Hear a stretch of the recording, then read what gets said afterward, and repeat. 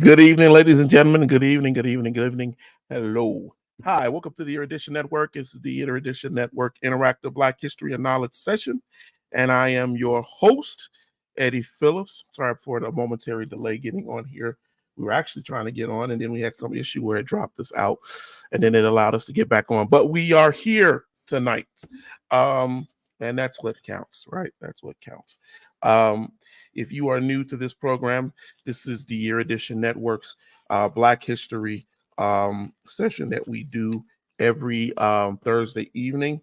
This being Black History Month, this is really important that we do it because we want to go over things and talk about issues and things that affect the way we look at Black history as a people. We welcome all new viewers and especially even our old viewers, the guys, you people who are really, really dedicated to being with us here on Thursday nights. We would greatly appreciate it. Things are going on with my family, but I am very happy and blessed that you all continue to support us as we do this great venture. Tonight, I want to talk about some things. I'm trying to get my desktop a little bit better here. I want to talk about a couple of things here tonight that are of interest to me. You know, every year as we go and we start to commemorate Black History Month, we run into these issues, really, really deep issues where people start putting out some of the most ludicrous things you could ever see under the illusion that it is Black history related, or that it is something that we should commemorate or celebrate or even admonish. And a lot of times those things are detrimental to the culture, detrimental to who we actually are, not who people think that we are. We have so many things going on out here that are quite ludicrous. I talked to you all before about how people put out these Black history memes of famous Black history people's faces, and they give them a different name and a different historical value. They call them pimps, thugs, sluts, and all kinds of different things. And it's a big laugh for some of us. We think it's a big laugh, and we never question where these memes come from, who's designing them, with people's faces like, Frederick Douglass and yeah, I've seen so many of them. It's just ridiculous. Dunbar and different folks from the early 1900s, folks who you would not readily know, but you put their faces to things and you assign them to lunacy that takes away from their actual value and lineage. So that's just one example of things that we see. The other thing that we start to see is people don't have a really good understanding of what it took to even be able to teach Black history and the current level in which we teach it. And it's not saying that the level that we teach it right now is the appropriate level. But what it is saying is that we have people who don't give it its value. You don't give it its value. And so we see people out here laughing at Black history. We call everything that we see Black history. This is the first person who combed their hair to the side. This is the first person who was able to walk into this room. Everything is history. And though I can get down with some of that to some extent, it is ludicrous that we celebrate minuscule things and forget the major things. So tonight, I wanted to talk about that. I made a list. I was trying to bring it up while I was talking of several things. I actually made a much larger list, but I kept it to 10 for the purposes of us having only this hour and hoping that someone would be in here tonight. It doesn't like we're getting many people here tonight, and that's fine. I'm not tripping on that. Please, if you watch the replay or the YouTube or the Facebook, and you get on and you view the program later on, please comment on these things. Please share the program and help us. I was sitting here today thinking, man, I don't know who will be on tonight. You see, we're getting close to the Super Bowl. We got people who watch wrestling. We got all these different things, and these are distractions for us, right? And so we find ourselves occupied with those things, and that's fine. It's our time to do what we need to do to relax and calm down. I do some of those things too when I have off time. But I would like, when you get a chance, to comment on these things as you see them, because it definitely lets me know, one, that you're watching, even if you're not in the live interactive session. I at least know that you are watching and that you are paying attention to what's going on. All right, so I want to try to see if I can share this thing to my feed here, and I ask you guys to bear with me. My guy that's usually in the background is not here right now. They had an appointment today, so I would usually get him to try to help do some of these things, but I'm doing it on my own, and I'm more than capable of doing it. Just have to move around and do some things. Good to see you, Elder Phils. Thank you for being here. Thank you for dropping in. But I want to bring up this slide. Come on, thing. I want to share my screen here.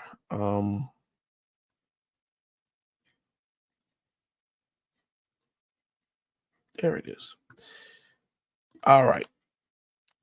So here's a screenshot of what it is that I'm talking about here. We have,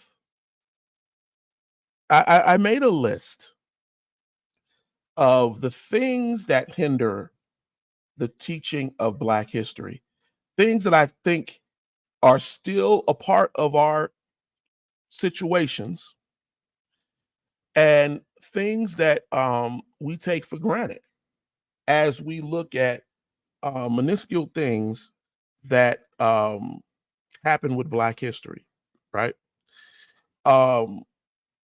One of the things that number one, limited access to resources and textbooks specifically addressing Black history. I agree with this only in the fact that we are still limited in what we excuse me, and people who have actually done non-biased research on Black history. No, I'm not saying that those people aren't out there and we don't see that, but it is still limited. Most of the history that is being shared is told from a European or culturally biased place in history. And that's not me making that up. That is a proven fact, right? We have seen it. Historians have, and people who have worked for historians have copped to the fact of these things happening.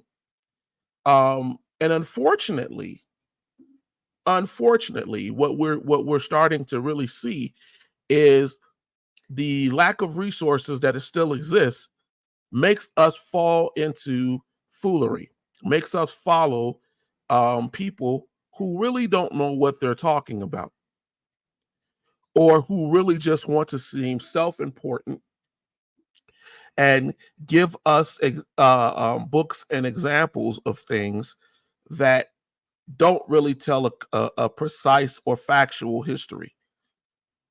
Or it's a half truth, it's a fallacy, right? And so we see a lot of that going on every day, and how we deal with history. Number two, dissemination and resistance from white students who were not used to learning about African American history. This is huge right now in our schools and in our society. People don't want to talk about historical events. They don't want to talk about those events because it harms their feelings, or they're not used to hearing that the things that they thought were true were actually wrong. Can you imagine going from kindergarten to, let's say, seventh grade? And from kindergarten to seventh grade, you were told over and over and over again that the history of America is based on the Europeans who came over here, from Columbus to the Pilgrims and whatever. And you have people in your family and in your culture who are said, hey, you're related to John Williams or John Jones who came over here on those boats. And that gave you a sense of worth, a sense of value. And now that sense of value has been stripped from you because you feel like, wait a minute, now they're telling me that my ancestors didn't do that. As a matter of fact, now they're telling me that my ancestors did violent things on purpose. And now I have to deal with that. That hurts my feelings. So other than dealing with that, me and my parents, we're going to say, you know what? We're not even going to admonish the fact that this happened. We're not even going to face it. Right? Because remember, I told you once before that the historian Samuel Marble said, as a subject for research, the possibility of Africans discovering America has never been anything that they wanted to accept. It's never been tempting. It's never been accepted. We choose our own history. That's what he said. We choose our own history to make it fit to our narrative. That's where we are. It's such a problematic situation that when I get on here on Thursday nights, I sometimes feel like I'm out in the wilderness. I sometimes feel like I'm talking to the void.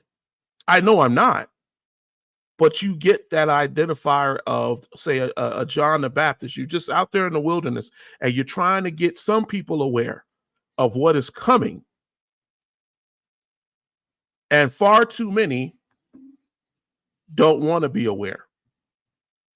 Far too many say, nah, that ain't got nothing to do with me, buddy. It's not my issue. Not something I should be concerned about, even during Black History Month. So the discrimination and the resistance plays into an apathy, right? That is affecting us too.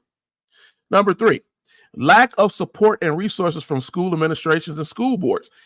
You're starting to see that school administrations and school boards refuse. They're banning books. They're telling you what they don't want you to read.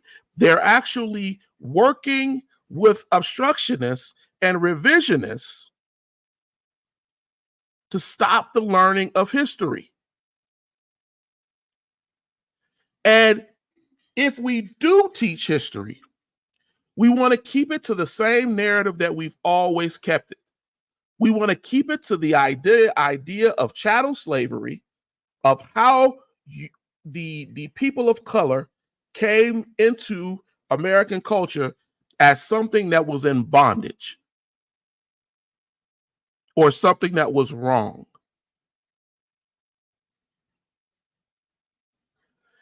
And because of that, right, we are still seeing problems. We're still seeing problems. I told someone recently, I said, man, you can't teach, you can't get more than 5 or 6 people to want to talk about history, because anytime you talk about it now, most people go to themselves and say, oh, here we go again, talking about slavery. I go out of my way on this program to let you all understand that is not where we start our history. Right? I go out of my way to make sure you understand our history is much deeper than that. I go out of my way to let you understand that it is important for the self-worth of our people to know their history. And I take my time out of my day, out of my schedule, out of my life to emphasize the importance of that. And all I ask is that you do the same thing with yours. Understand what the importance of. Number 4, neglect or absence of Black history in the school curriculum. All of these things are really, really important. Did you know that there was a representative named Ronald Libaniti?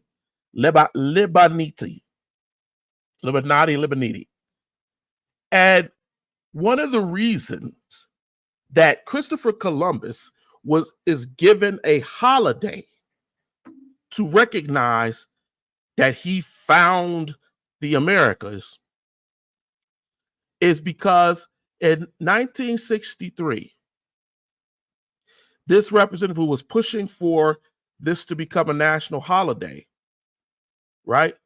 He claimed that Columbus's Christian faith, right, his religion, right, is the reason why he should be looked at, that he should be honored. This man suggested, right, that he should have a holiday because it would give Italians and Spanish and European Americans someone to look to as an example.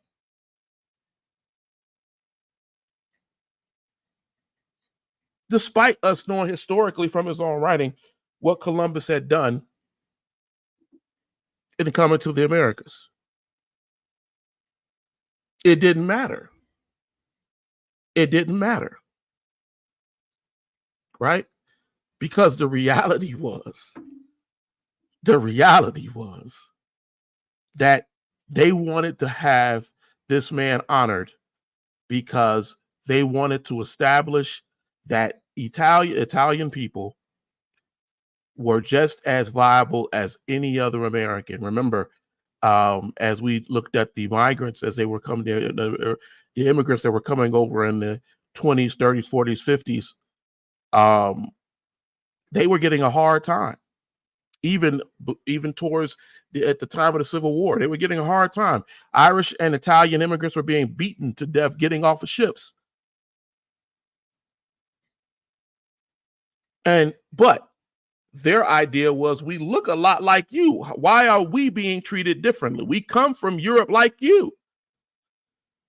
You're just third, fourth, fifth, sixth generation, and we're just getting here. Facebook user, good to see you. Thank you for joining us. So it is important that we understand Black history and the struggle to get it. When you have the top 5 situations I gave right here, limiting funding, taking it out of the curriculum. Hey, John, good to see you. Lack of support, discrimination. All of these things that we still deal with today, these were things that were happening right after the Civil War, going through Reconstruction.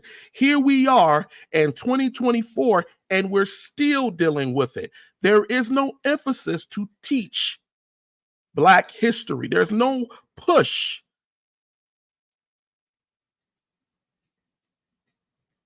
Six, prejudice from colleagues, administrators, and parents who hold deeply racist beliefs on how the country and how the world interacts with people of color. When you're dealing with that type of prejudice, both spoken and unspoken, it's hard to teach somebody history. It's hard to tell somebody that your ancestors didn't discover this.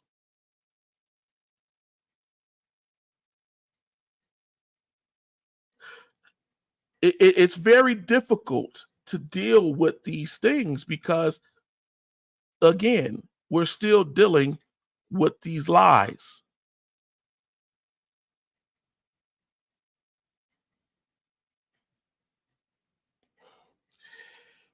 People think we don't still deal with segregated schools. Well, on paper, they're not segregated. But in practice, throughout many parts of the country, you have schools that are 90% white, 10% Black.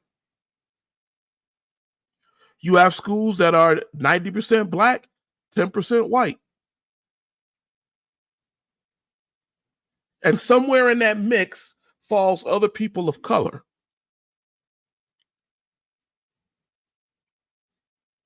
And you will find that the allocation of resources to these schools kind of seems the same way as it did during the early days of the civil rights movement. People getting books and people having books that are revisionist, old, support old ideas. And that's what happens. 8, frequent intimidation and threats from white supremacist groups or individuals who are bigoted. The school boards, when a lot of us never go to a school board meeting, and you have people get up there and say, my kid is not going to read about John Brown. My kid is not going to read about that murderer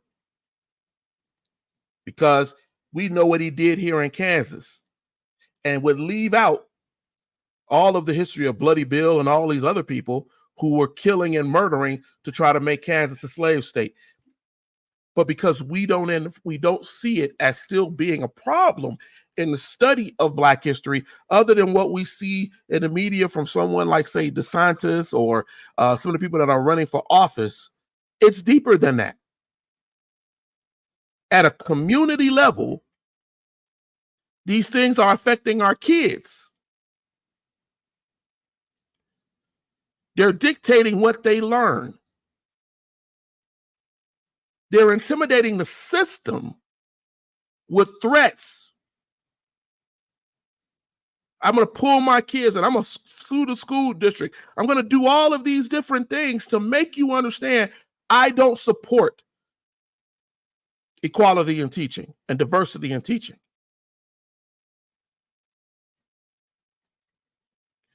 Number 9 is one of my favorite parts and problems. Limited opportunities for professional development and training in Black history. I cannot tell you how many times I, as a public historian, I look at other historians, whether they're doing documentaries, whether they're doing books, and it's always the same thing. It's some white historian who uncovers something about Black history, and I say to myself, wait a minute, why is he uncovering that? Where are all of the historians, people of color, who should be looking into their own ancestors' history? And why is it when we do find people who look into their own ancestors' history, we classify them as a nutcase? We say, oh, when they come out and they say, hey, man, I found out, right, that the Sumerians were Black and that they created urban societies in Mesopotamia. And their influence went from Africa through Mesopotamia all the way further east and north. And it's you're preaching a supremacist mentality. These societies were diverse until they say they're not. It's a problem that we have so many people wanting to be the next Jay-Z, but not the next John Henry Clark. That's a problem. And it's a problem that is affecting us to this day. Many of us can't even name 4 to 5 Black historians. Least known 2. We don't know them because we don't see them. I often post on social media and I tell people, when you have a historian that you know, it's almost in the same mentality of when you know you have somebody who's going to be there for you and answer your historical questions. I don't see historians doing this. I saw one person that I've starting to watch who gets on weekly and does a show on Black history.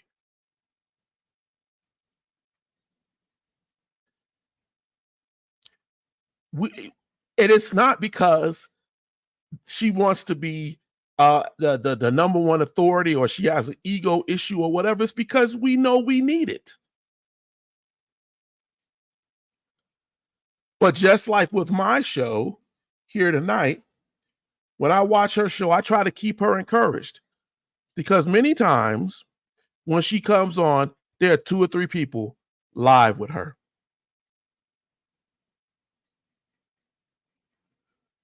And we try to still give the message. Our history is important. Not just during Black History Month.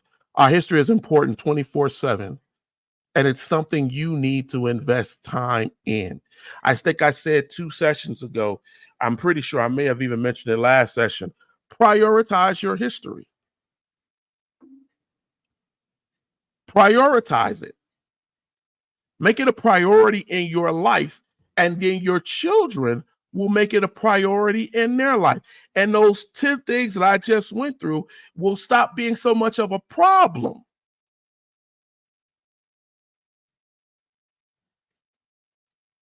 But many of us,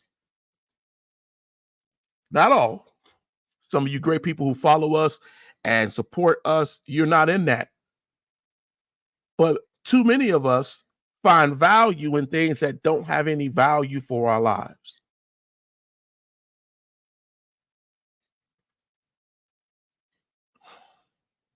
My list was actually longer, but I gave you the top 10 things that I had a problem with because they haven't changed. We're still seeing this problem at teaching Black history. One thing that missed the top 10 of my list, and it surprised me, right, was the idea of how we don't teach history accurately.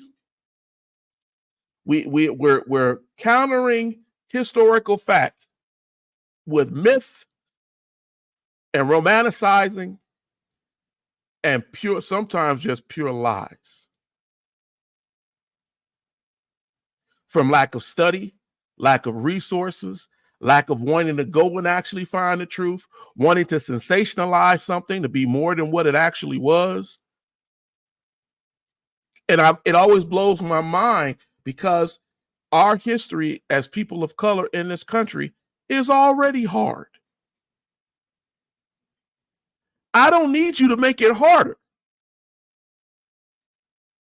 I don't need you to add a lie, add a concept, add a technique that someone used that we can later go back and find was not valid.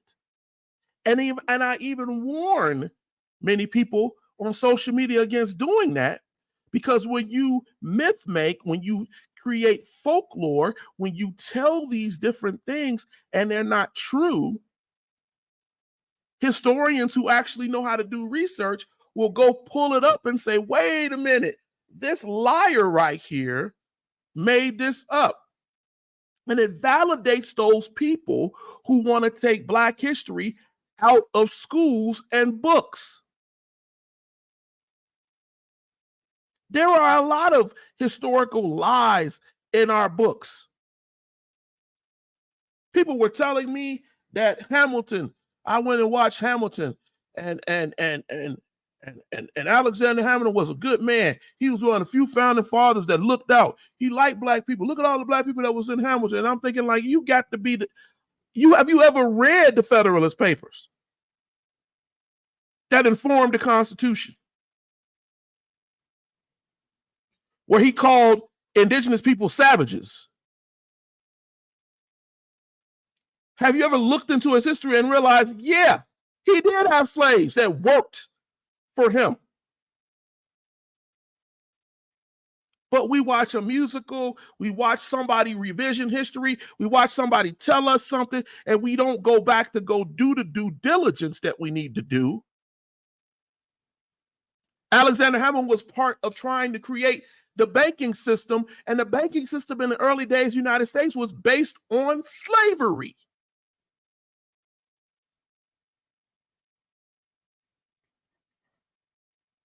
But we romanticize. We tell these things that aren't true.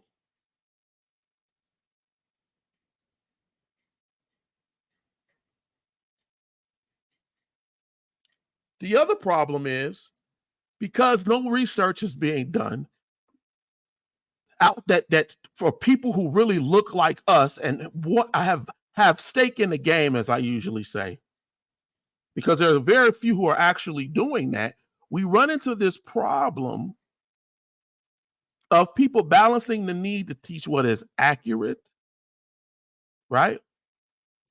And to show the contributions of people who don't look like them.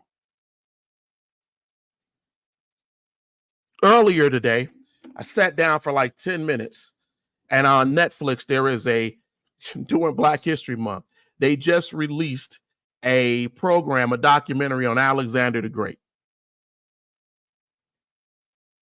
Right? And they talk about him and how he went into Persia and how he conquered Persia. And it's funny because in the very first 10 to 15 minutes of this documentary, you're welcome to go look at it if you want to. I turned it off. They ignore, it's a bunch of white historians on here ignoring the violence of Alexander. They ignore the fact that his father was a murderer, Philip. They ignore the fact that his mother, Olympias, she was a murderer. They ignore the fact that he was a murderer who may have been responsible for having his own father killed, assassinated, because his father, a year or two before, tried to have his son killed, tried to have him killed. And I watched the historians, predominantly white, just getting giddy.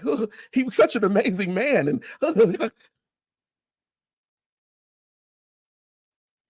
they ignore the fact that in order to win the war with Darius, he kidnapped and took his family, his mother, his wife, and his kid. He took his family.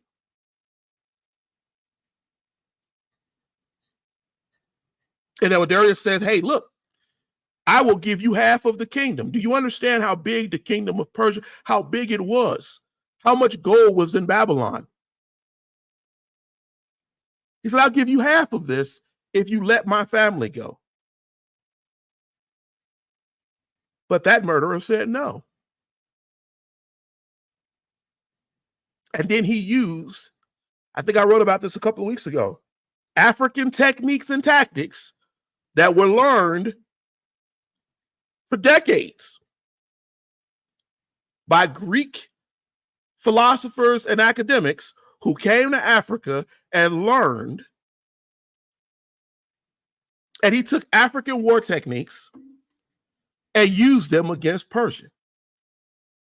And that's how he won many of the battles, because they underestimated this young, stupid, that's how they considered him to be.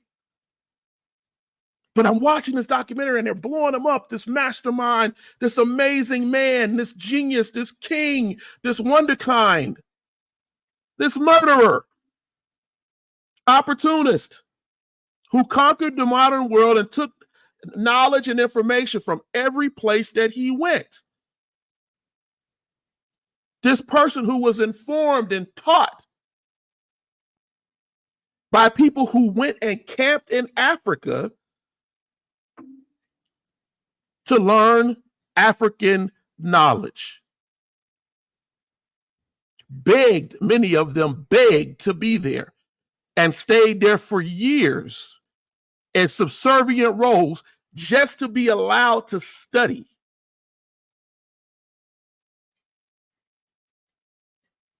So when I say that we're having a problem of seeing the contributions that we make, we're having a problem to this day in spending time to learn our history, to prioritize.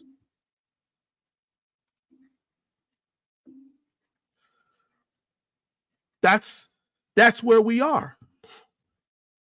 That's who we are.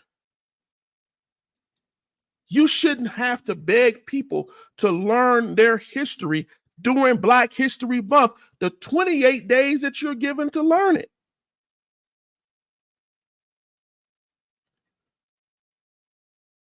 And then we can't parse history.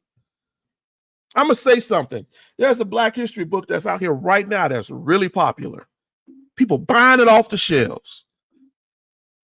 I read that book a year ago. Right? I didn't like the title. I didn't like the Black AF. I didn't like that. And as I read it, I realized this was a columnist who took certain parts of history and kind of tried to talk urban with it and hype it up but missed out on key factual events in telling the history.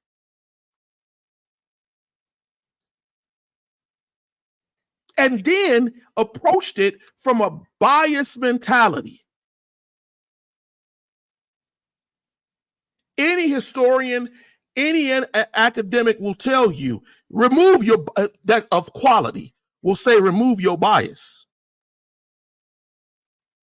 Remove your bias. See the person and the situation and what happened and the fact. I mentioned John Brown earlier. John Brown was a murderer.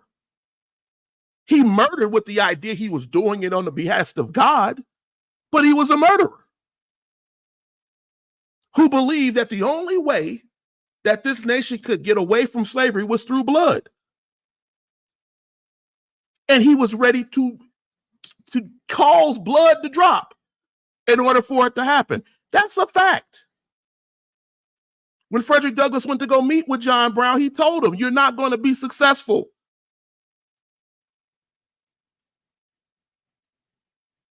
The intention is wrong.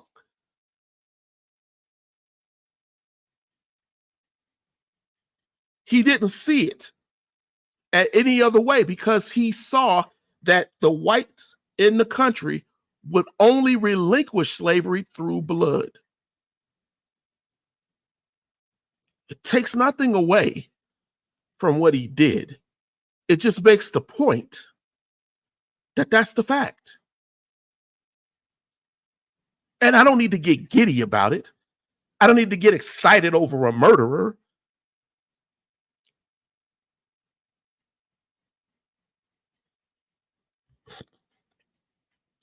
When people don't have any stake in the game, right? Then what they do is they're going to put out whatever. It doesn't matter. And then when people do have stake in the game, they're going to be a little bit more deliberate. And it may be negative or positive or negative. Either they're going to tell the truth or they're going to tell you something to persuade you to follow illogical thought. And too often in our history, that is what we're seeing. Too often we are being taught. This is why we have problems teaching Black history, right? We are being taught that we should present Black history as a part, as a separate, marginalized, small entity, 1 month occasion, something to admonish, to say, yes, there were Black folks here, and not an integral, large part of world and American history. And I'm going to be really honest with you all who watch this later. We marginalize our history more than anybody.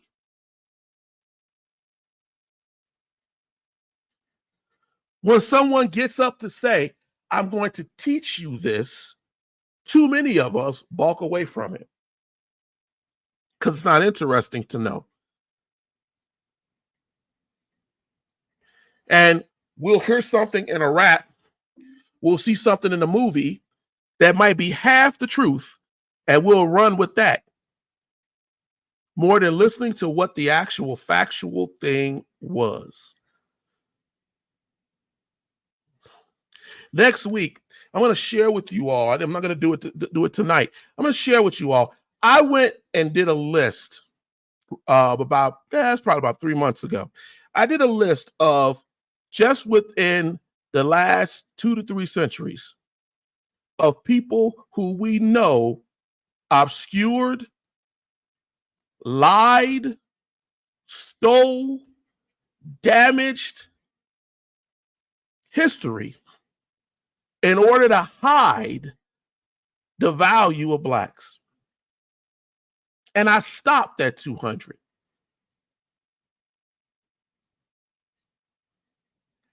And so if you think that your history is not still under attack, you've lost it. If you don't recognize names like Thomas Dixon, William Archibald Dunning, George Bancroft, George Fitzhugh, William Walkman Jr., if you don't know who these people are,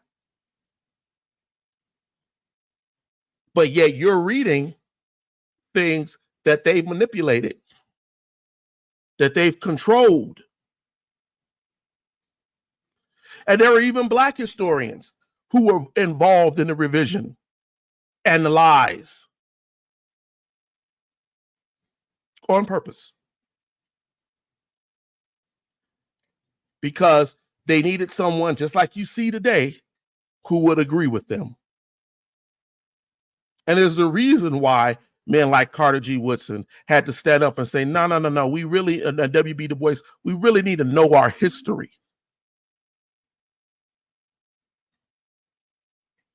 Know its value.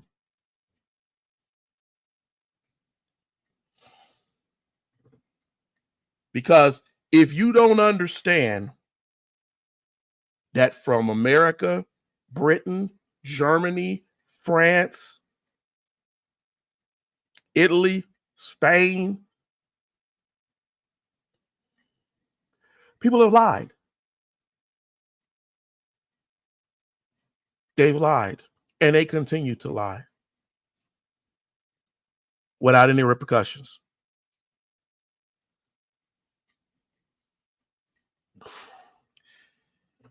I'm not going to keep you all here long tonight. If you have any questions, because I got other things that are going on tonight, but I wanted to do this episode. I thank the 4 people who I see in here tonight. Thank you so much for joining us. John, I saw you were here. Elder Fields, I don't know if you're still here. I saw that you were here. I really greatly appreciate you all for joining us on these programs, because I'm telling you, it is important when you can. And it don't matter if you can only be here. There are times I watch folks' programs. I might only have 10 minutes. I might be getting ready to drive out to come back from work, go to work or whatever. But I give the time to listen to some part of what is being said. And I always share, because I believe that the message is important and it needs to reach people. So I thank you all here tonight. I got on here a little bit later, but we're going to get out of here probably about 5 to 10 minutes earlier than what we usually do, because I have other things. So I'm working on a book right now, and I really have to get my due diligence into that, because I've had some things going on in my own life that have hindered it. But I need to get this book out to you all, so that everybody can read it and they can grow in their knowledge. It will be the first history book of any kind that I have released. Usually I would just teach and go that way, but I felt that this 101 question book about early world culture, asking questions that people didn't know to ask, was important. And so that's what we did. It's the first of 3, but it goes into some things that we need to talk about the birth of man, early man, and what is going on. And we will talk about it as the book comes out. But I want to say thank you all for joining us. I did not put my ticker on. If you want to help or support the Erudition Network, we do have a Cash App that we take donations through, and it's very easy. $ the Erudition Network. It's scrolling at the bottom. Whatever you provide or help us with greatly assists us and what we're doing here on this program. I will be back with you probably. I've been asked to do something on Saturday, so we haven't done a wrap up in quite some time, and we may do that on Saturday. I'm not sure, but you will definitely, if you subscribe or like our pages, you will definitely get a announcement when we do come on. Rather it be a recorded lesson or it just be a live like this, it will definitely benefit you and yours. All right. If there are no other questions here tonight for you who are with us, I will give you about a minute to ask whatever question you may have concerns Black history. Maybe you're hearing something or saw something online. I'm getting a lot of people. Let me address that. Let me address that really quickly. I want you all to ask questions, but do me a favor. Ask the questions in the open so that everybody can benefit from the question. I don't ever go back and take somebody's question that they asked me. I'm not talking about videos that you ask me. Some of you all do that. That's great. When you ask me a historical question in chat, I answer your question one-on-one. I don't take your question and post your name out onto social media. But we have the Erudition Network Interactive group on Facebook. We have our channel on YouTube. We have the actual Facebook page, right, for Erudition. We have erudition.com that you can go to, the eruditionnetwork.com. You can go to and put a question in there too. Ask those questions in the open so that everybody can benefit from what you're saying. And then when I clarify or when I give you information and books or wherever to go, everybody can grow from that. I'm always going to answer. I'm always going to answer. But do that favor for me. All right, ladies and gentlemen, I'm going to get on out of here a little bit early. Hey, be blessed. Find a book this Black History Month. If you need one, send that message, and I can suggest many for you. One of my favorites to read once a year is The Souls of Black Folks by W.B. Du Bois. Great book to read at any time. Facebook user, that's I see you. Just sign in. I don't know who you are, but thank you for joining us. I want you all to be blessed. Let me get on out of here. You all be blessed, and we will see you, God bless, next week on Tina's show on Monday, the boys on Wednesday, and then I will join you again on Thursday. Thank you all for joining us. Those you were able to join the live tonight, and you all be blessed. Thank you.